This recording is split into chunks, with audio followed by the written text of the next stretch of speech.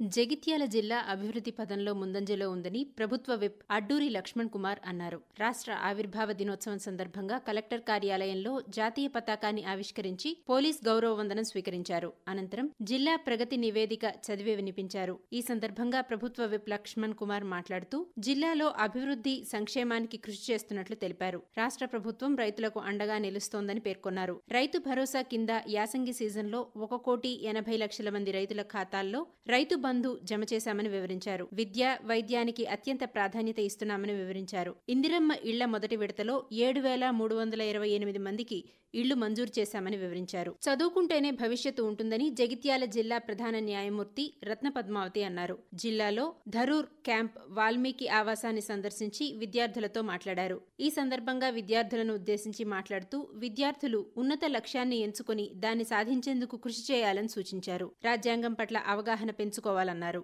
ఆవాసంలోని 65 మంది విద్యార్థులకు న్యాయమూర్తి పాఠ్యపుస్తకాలు, సామాగ్రి అందించారు. వర్షాకాలం ప్రారంభం కావడంతో సీజనల్ వ్యాధులు ప్రబలకుండా ముందస్తు ప్రణాళిక సిద్ధం చేస్తున్నామని జిల్లా ఉప వైద్యాధికారి డాక్టర్ శ్రీనివాస్ తెలిపారు. డెంగ్యూ, ఇతర జ్వరాల నివారణకు జిల్లాలోని జనరల్ ఆసుపత్రితో పాటు 4 సామాజిక ఆసుపత్రులు, 5 పట్టణ ఆరోగ్య కేంద్రాలు, 18 ప్రాథమిక ఆరోగ్య కేంద్రాల్లో ప్రత్యేక ఏర్పాట్లు చేయనున్నట్లు తెలిపారు. అన్ని గ్రామాల్లో ఇంటింటి సర్వే చేసి జ్వరం పీడితులకు రక్త పరీక్షలు చేయడంతో పాటు చికిత్సకు ఉపయోగించే మందులు ప్రభుత్వ ఆసుపత్రుల్లో అందుబాటులో ఉండే విధంగా చర్యలు తీసుకుంటున్నట్లు తెలిపారు. బీర్పూర్ మండలం రంగసాగర్లో ఆక్రమించిన అటవీ భూమిని ఆ శాఖ అధికారులు స్వాధీనం చేసుకున్నారు. గ్రామానికి చెందిన కొంతమంది అటవీ భూమిలో మామిడి మొక్కలు నాటడంతో పాటు షెడ్లు వేసి ఆక్రమించుకున్నారు. ఈ నేపథ్యంలో అటవీ శాఖ సిబ్బంది వాటిని ధ్వంసం చేసి తొలగించారు. ఇదే గ్రామానికి చెందిన మరో 2 అటవీ భూమి ఆక్రమణ నేరం కింద కేసు నమోదు చేసి రిమాండ్కు తరలించారు. నాణ్యమైన విత్తనాలతో సాధారణం కన్నా 15% వరకు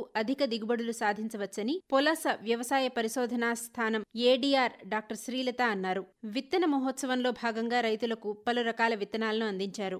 నాణ్యమైన విత్తనం రైతన్నకు నేస్తం అనే కార్యక్రమం ద్వారా వరి, పెసర విత్తనాలను రైతులకు పంపిణీ చేశారు. సాగులో నాణ్యమైన విత్తనాలను వాడాలన్న ఉద్దేశంతో ప్రభుత్వం రైతులకు విత్తనాలను పంపిణీ చేస్తుందని వ్యవసాయ సహాయ సంచాలకులు రామచందర్ తెలిపారు. సాగులో సాంకేతికతను జోడించడం వల్ల అధిక దిగుబడి పొందవచ్చని, ఎప్పటికప్పుడు శాస్త్రవేత్తల సలహాలు, సూచనలు పాటిస్తూ చీడపీడల నుండి నివారణ పొందాలని ఏడీఆర్ డాక్టర్ శ్రీలత రైతులకు తెలిపారు. కోరుట్ల పురపాలిక రాష్ట్ర స్థాయి అవార్డును సొంతం చేసుకుంది. ప్రపంచ పర్యావరణ దినోత్సవాన్ని పురస్కరించుకుని తెలంగాణ కాలుష్య నియంత్రణ మండలి కోరుట్ల మున్సిపాలిటీని ఉత్తమ పర్యావరణ పనితీరు అవార్డుకు ఎంపిక చేసింది. హైదరాబాద్లో పర్యావరణ, అటవీ శాఖ మంత్రి కొండా సురేఖ, కాలుష్య నియంత్రణ మండలి చైర్మన్ చేతుల మీదుగా ఈ పురస్కారాన్ని మున్సిపల్ కమిషనర్ స్వీకరించారు. పట్టణంలో ఇంటింటికి చెత్త సేకరణ, తడి చెత్తతో సేంద్రియ ఎరువు తయారీ, డిఆర్సీసీ ద్వారా ప్లాస్టిక్, ఇతర వ్యర్థాలను రీసైక్లింగ్ కు తరలించడం తదితర కార్యక్రమాలు అమలు చేయడంతో కోరుట్ల పురపాలిక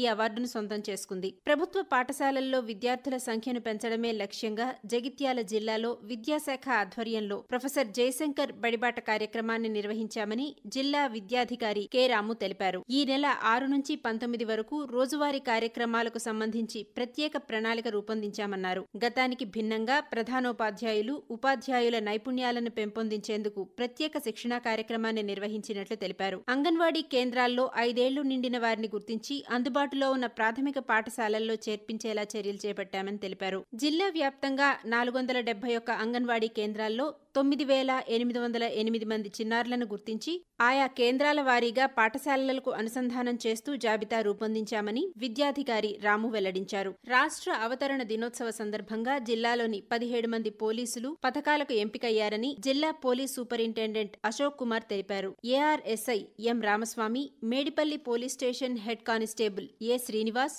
ఉత్తమ సేవా పథకాలకు ఎంపిక కాగా మరో 15 మంది సేవా పథకాలకు ఎంపికైనట్లు అశోక్ కుమార్ తెలిపారు. పేదల సొంత ఇంటి కల తమ ప్రభుత్వంలోనే నెరవేరుతోందని రాష్ట్ర ఎస్సీ, మైనారిటీ సంక్షేమ శాఖ మంత్రి లక్ష్మణ్ కుమార్ అన్నారు. ధర్మపురి మున్సిపల్ కార్యాలయంలో జిల్లాలో 669 మంది ఇందిరమ్మ ఇళ్ల లబ్ధిదారులకు పత్రాలు అందజేశారు. ధర్మపురి నియోజకవర్గంలో ఒక్కో మండలంలో ఒక్కో గ్రామాన్ని పైలట్ ప్రాజెక్టుగా ఎంపిక చేశామని తెలిపారు.